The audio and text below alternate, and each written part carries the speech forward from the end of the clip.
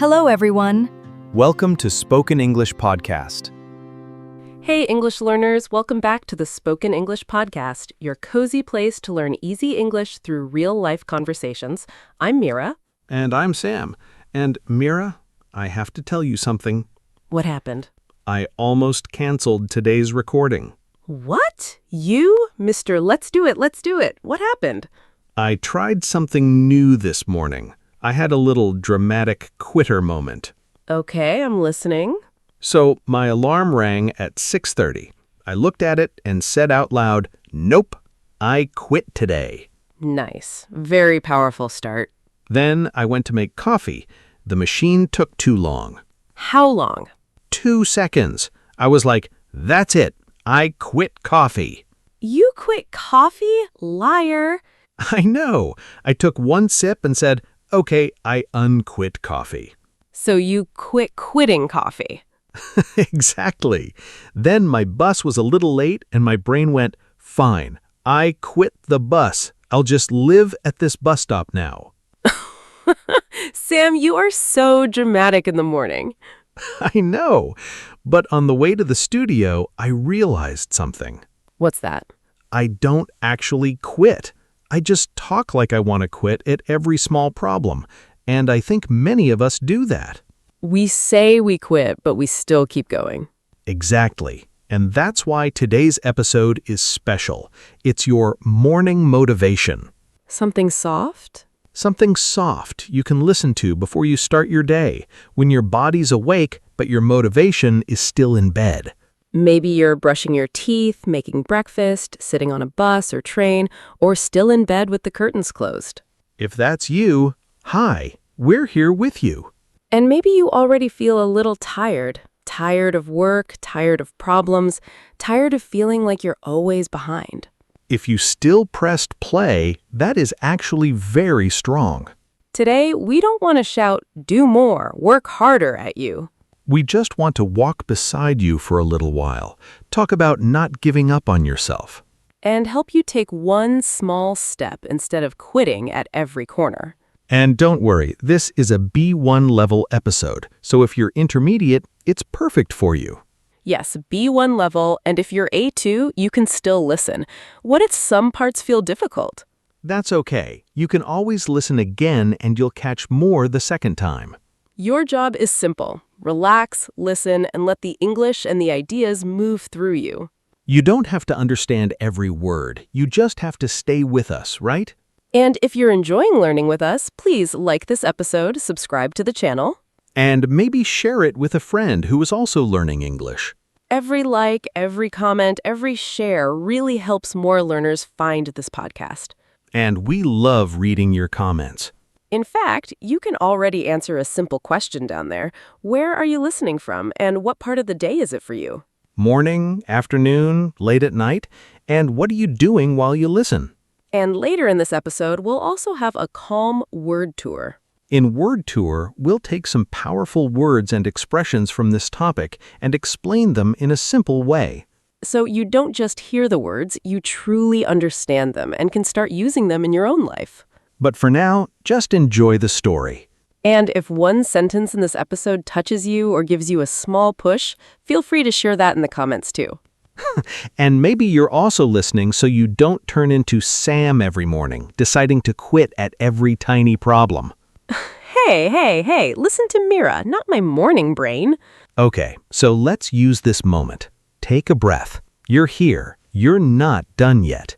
Yeah, let's see how small positive habits can slowly change the way you feel. All right, let's jump in. So, Mira, when you hear the word success, what picture comes to mind first? Honestly, my first image is a big stage, bright lights, people clapping, someone famous holding a microphone. Yeah, same here. Or a huge house, a fancy car, big numbers in a bank account. See, a lot of people picture it that way. Big and flashy, big job, big money, big life. But the more people I meet, the more I feel this. Most of the time, success is actually very quiet. Yeah, success is often just this simple thing. You don't stop. You keep going when it's boring, when it's slow, when nobody is clapping for you. Exactly. I really agree. I once had a student. She wasn't the fastest, not the star of the class, but she was relentless. Relentless. That means she didn't stop, right? She kept going again and again? Yes, she sent me a short English voice note every single day for 30 days. Just 30 seconds. Even on hard days? Some days she was exhausted. Some days she had a rough day at work, but she still did it. And how were the other students? Some of them started off super excited, big messages like, "Teacher, I'll do 1 hour every day." And then? But after 1 week, their effort became half-hearted. Half-hearted means you're doing something, but your heart isn't fully in it. You're not giving 100%, maybe 30%. Exactly. They practiced a little whenever they had time, whenever they felt like it. And what happened after 30 days? After 30 days, that relentless student sounded completely different. Her voice was more confident, more relaxed. Did she still make mistakes? She still made mistakes, of course, but she wasn't afraid of them anymore. I love that. So she didn't become a Hollywood movie star. She simply became the person who didn't stop. Yes, that was her success. And I think for our listeners, success can start exactly like that too, not big and flashy. Just, I don't stop, unlike other people. I keep walking. Maybe you, listening right now, already have that. If you're still listening, you didn't quit. You're here, and we're proud of you for that. Okay, so we say keep walking, but sometimes the road looks so long.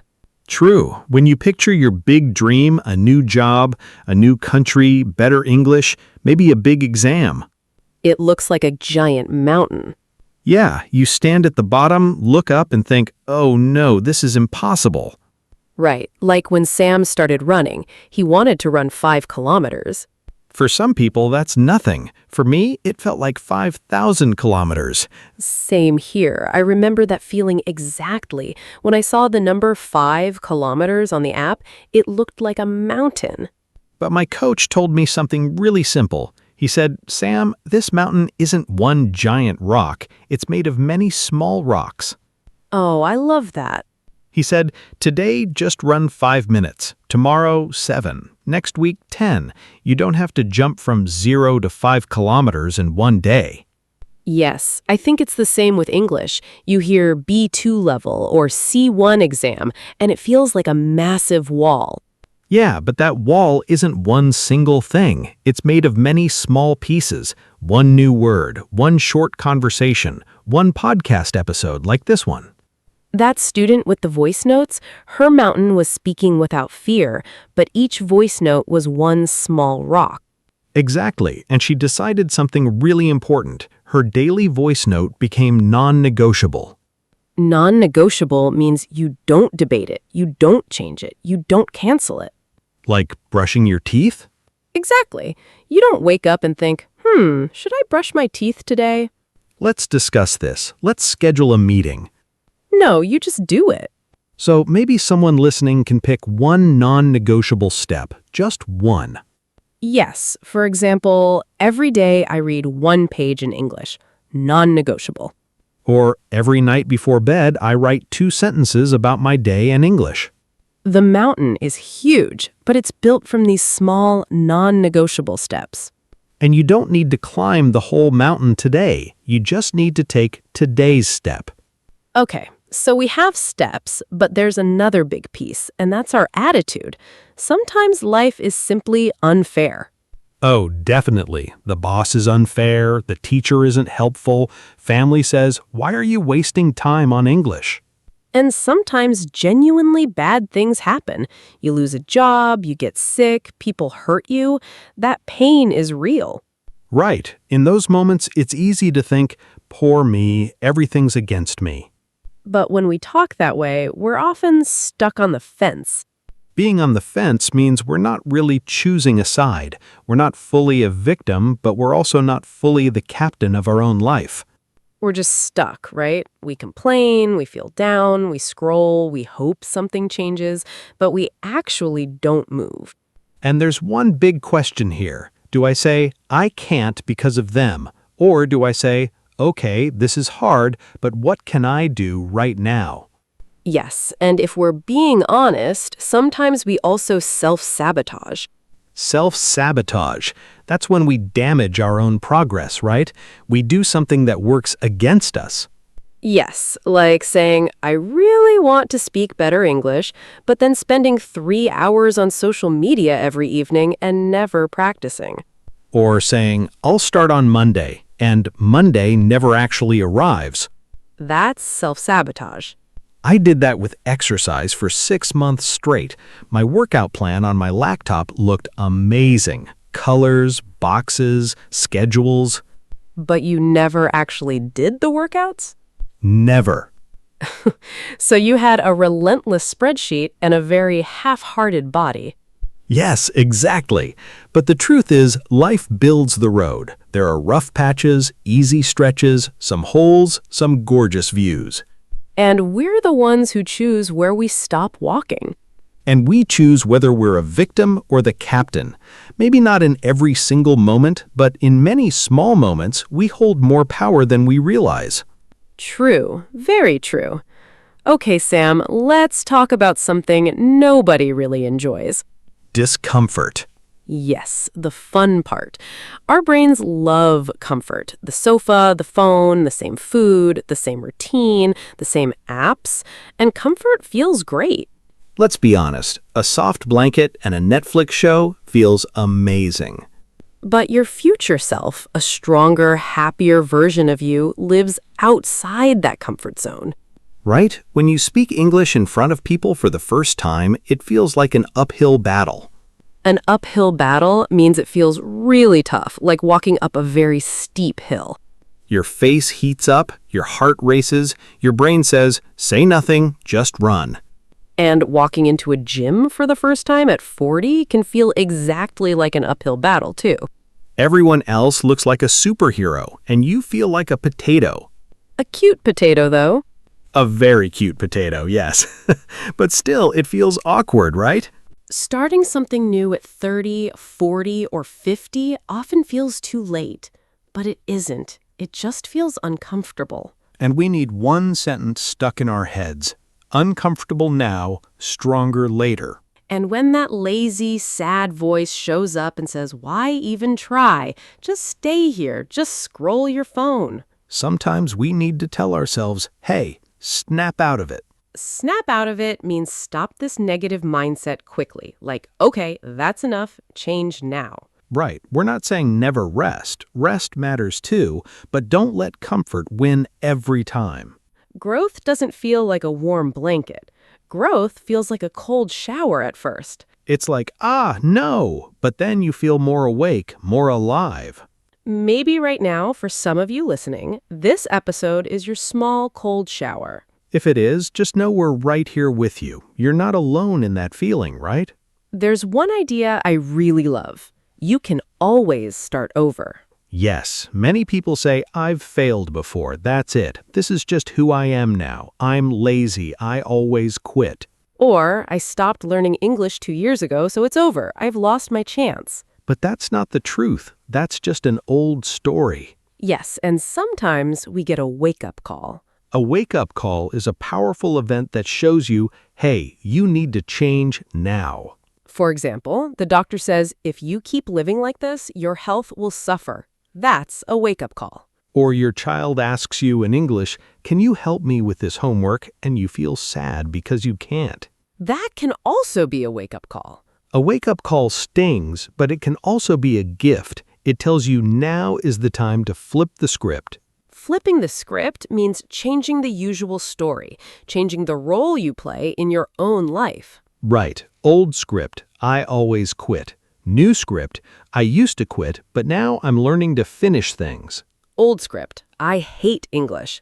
New script, English is hard, but I'm not running from it this time. Old script, I'm too old. New script, I bring experience. I start small, but I still start. Your life is like a notebook. You can turn the page. You don't have to keep writing the same story forever just because you started it that way. And the beautiful part is your new story can begin with a very, very small first sentence. Maybe that small first sentence is today's 10 minutes of English, or today's decision, I'm not done with myself yet. Perfect. And that decision lives inside something really important and really boring. Tiny daily choices. Yes, the boring magic. Right.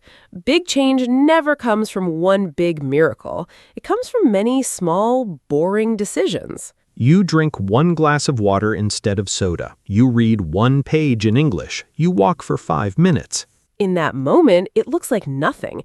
Your brain says, why bother? It's so small. But after 100 days, it's not small anymore. It's huge. The problem is many of us fall into a rut. Falling into a rut means getting stuck in the same boring, unhelpful routine. Yeah, the work, phone, sleep rut. Yes, wake up, work, come home, phone, sleep, repeat. And we keep thinking, one day I'll change, but that one day never comes. So we want to leave our listeners with one tiny practical mission, something small but real. Here it is. Today, record a 20-second voice note in English about your day. Just 20 seconds. Or if you really don't like your own voice, write 3 sentences about how you feel right now. Just 3. You can keep it private, or send it to a friend, or post it somewhere, but actually do it. And if your brain says it's too small, it doesn't matter.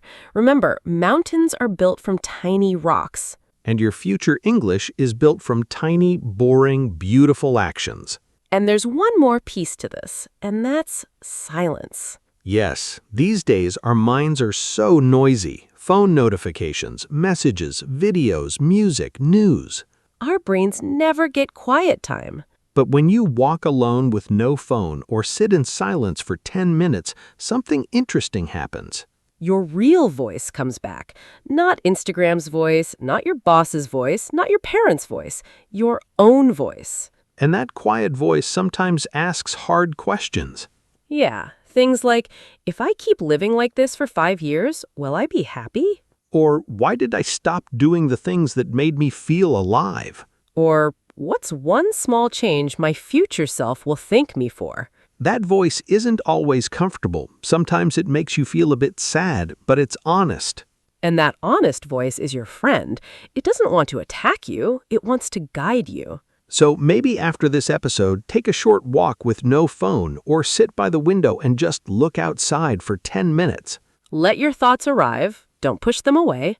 Just listen. And then maybe make one small decision. I will keep walking. I will not stop here. Right? Slow is okay. Tired is okay. Confused is okay. But the only thing that truly ends your story is stopping. Right. You don't really fail when you're slow. You only fail when you stop walking. And we really don't want you to stop with your English. So let's learn a few useful words from today's episode. All right, my friend. Time for Word Tour, our little vocabulary stroll. Yeah, we'll take a slow walk through some important words and phrases from today so they stick in your English and in your heart. Feel free to repeat after us. First word, relentless. When someone is relentless, they don't stop. They keep going again and again, even when it's tough. For example, she was relentless with her English practice every morning. 20 minutes, no excuses. Or, the rain was relentless. It didn't stop all night. Repeat after us if you'd like. Relentless. Next one, half-hearted. If you do something half-heartedly, you're not giving your full energy. You're not really into it. For example, he made a half-hearted plan to study, and of course, he didn't follow through. Or, I gave a half-hearted hello because I was so tired. So half-hearted is like your body is there, but your heart isn't. Next word, non-negotiable. If something is non-negotiable, it means you won't change it. It's a firm rule for you. For example, sleeping at least 7 hours is non-negotiable for me. Or, her Sunday family lunch is non-negotiable. She never skips it.